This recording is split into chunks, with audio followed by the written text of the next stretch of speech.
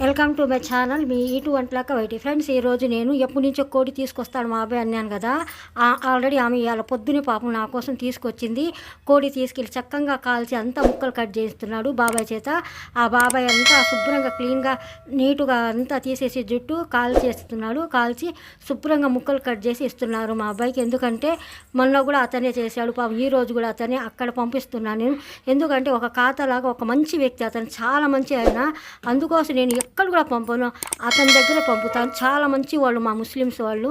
ఎందుకంటే గొప్పగా నేను చెప్పట్లేదు, వాళ్ళని చూస్తే నాకు తెలుసు. మా అబ్బాయి ఎప్పుడైనా కోడి తీసుకెళ్ళినా కూడా వాళ్ళు శుభ్రంగా ఎంత నీటుగా, అసలు మేము ఎలా చెప్తాం అలాగే అంత పరిశుభ్రంగా నీటుగా చేసి ఇస్తారు కూర. అందుకోసం నేను ఎప్పుడు కూడా ఏ రోజు కూడా నేను బయట అటు ఇటు ఎప్పుడు కూడా మా అబ్బాయిని పంపను.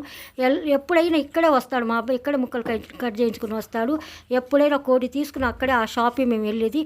మీరు కూడా వెళ్ళండి, అక్కడ చాలా నీటుగా చాలా ఫ్రెష్గా మంచిగా ముక్కలు నీటుగా కట్ చేసి ఇస్తారు. తప్పకుండా అక్కడ వెళ్ళండి. చూడండి మా అబ్బాయి చేపల మార్కెట్ అంతా తీస్తున్నాడు. ఆల్రెడీ వద్దురా బాబు ఎందుకన్నానంటే, ఈరోజు చేప తీసుకొద్దామంటే పొద్దుంచి ఒకటే వర్షం కదా, వర్షం వలన వెళ్ళలేక మా కోడి ఎప్పటి నుంచో కోద్దామని పెట్టాను కదా.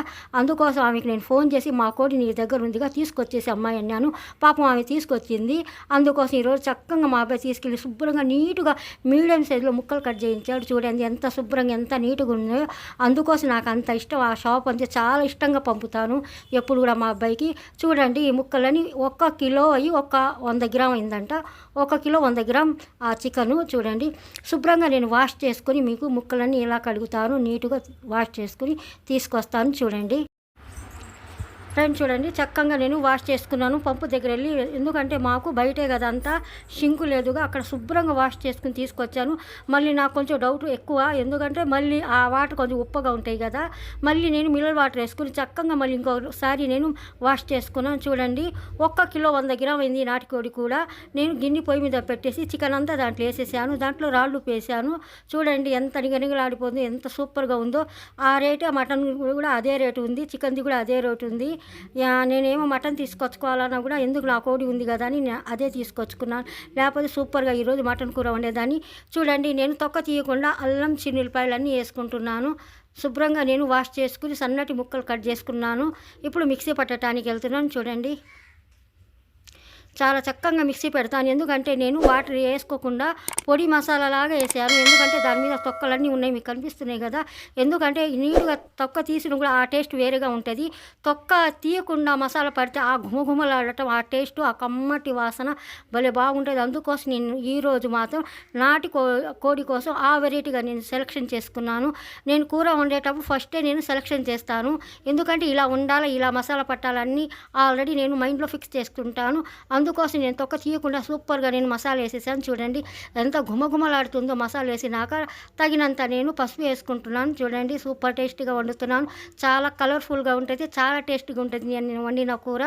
మీరు తప్పకుండా ట్రై చేస్తుండండి ఫ్రెండ్. నేను ప్రతి వంట కూడా చాలా సూపర్గా చేస్తాను. చూడండి చక్కగా నేను మసిగుడ్డ 2 వైపులు కూడా పట్టుకొని ఆ కూర అంతా మళ్ళీ కింద పైన నేను ఇది చేశాను.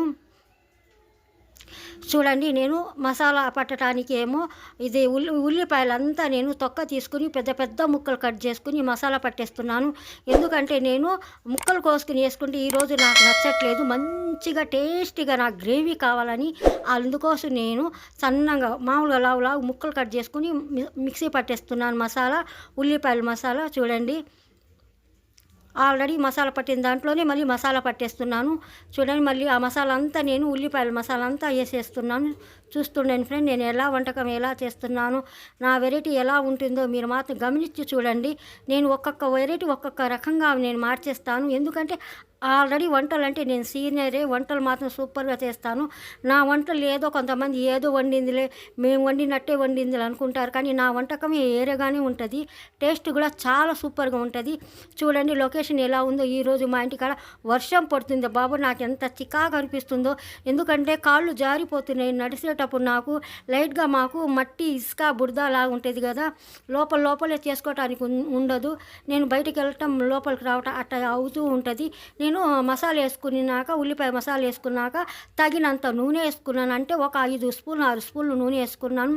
ఆల్రెడీ నాటుకోడిలో కొంచెం కొవ్వు అనేది ఉంటుంది, కొవ్వు పట్టి ఉంటుంది. ఎందుకంటే ఆ కోడి గుడ్లకు వచ్చింది, లైట్గా సన్నటి గుడ్లు ఉన్నాయి. మీకు చూపించడానికి నేను మర్చిపోయాను.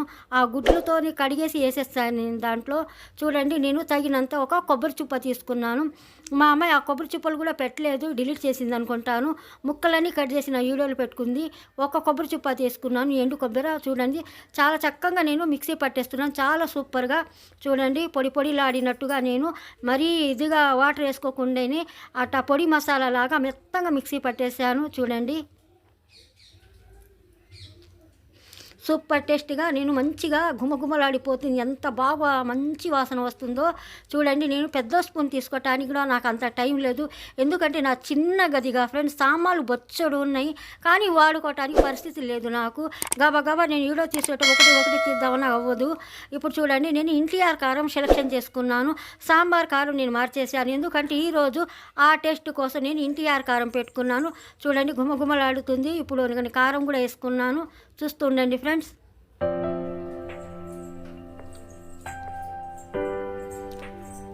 ఆ కారం కూడా శుభ్రంగా కలిపేసాను, ముక్కలకి అంతా కారం పట్టేసింది.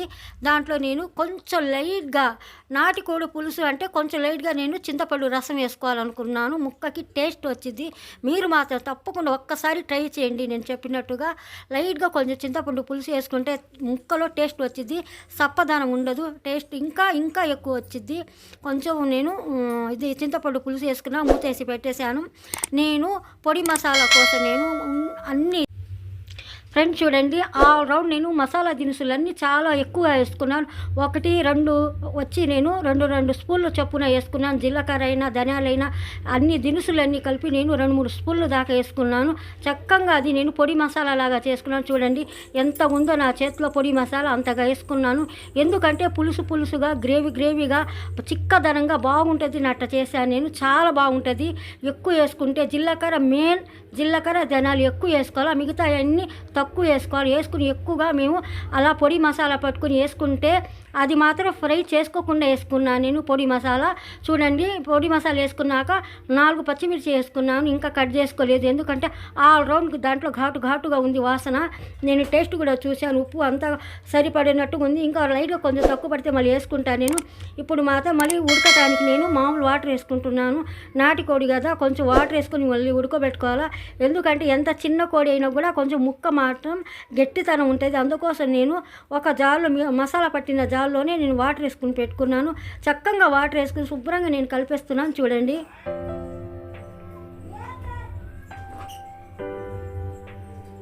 ఫ్రెండ్స్ చూడండి, నేను మాట్లాడేటప్పుడు పక్కన ఎవరో ఒకరు పిలుస్తూనే ఉంటారు. చూడండి, సూపర్ టేస్ట్గా నేను లాస్ట్లో ఫైనల్ టచ్ వచ్చి నేను మా చెట్టు కరివేపాకు వేసుకున్నాను. ఘుమఘుమలాడి నాటుకోడి పులుసు కూర రెడీ అయిపోయింది. తప్పకుండా మాత్రం మీరు ట్రై చేయండి ఫ్రెండ్స్. నా ఛానల్కి లైక్ చేయండి, షేర్ చేయండి, సబ్స్క్రైబ్ చేయండి. మీ యూట్యూబ్ వంటలక్క వైటి.